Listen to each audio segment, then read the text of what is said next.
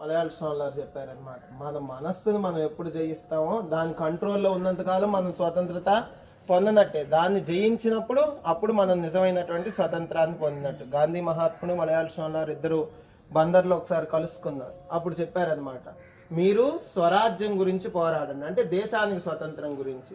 మేము ఆత్మ స్వరాజ్యం అంటే మనస్సును జయించేటటువంటి, మనస్సు కంట్రోల్లో ఉన్నాం. మనందరం పరతంత్రులమే, మనస్సుకు బందీ అయిపోయి ఉన్నాం.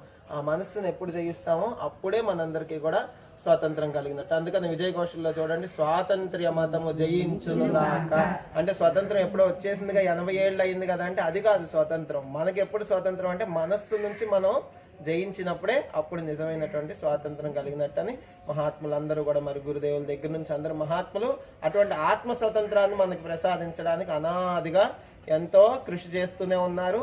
మనం దాన్ని ఉపయోగించుకోవట్లేదు అన్నమాట.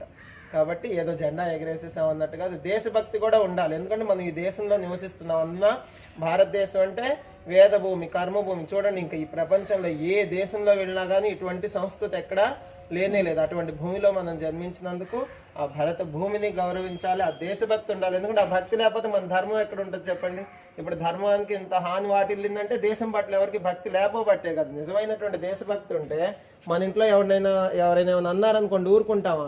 మన దేశాన్ని అంటే ఊరుకుంటున్నాం కాబట్టి మన ధర్మం లేకుండా పోతుంది. కాబట్టి అటువంటి ఆత్మస్వతంత్రం పొందాలంటే ధర్మం ఉండాలి, ధర్మం ఉండాలంటే దేశం ఉండాలి, దేశం ఉండాలంటే మనందరికీ దేశభక్తి ఉండాలి. అటువంటి దేశభక్తిని మనందరికీ సద్గురుదేవులు సమస్త దేవతలు ప్రసాదించి సర్వదా రక్షించి కాపాడుగాక. ఓం.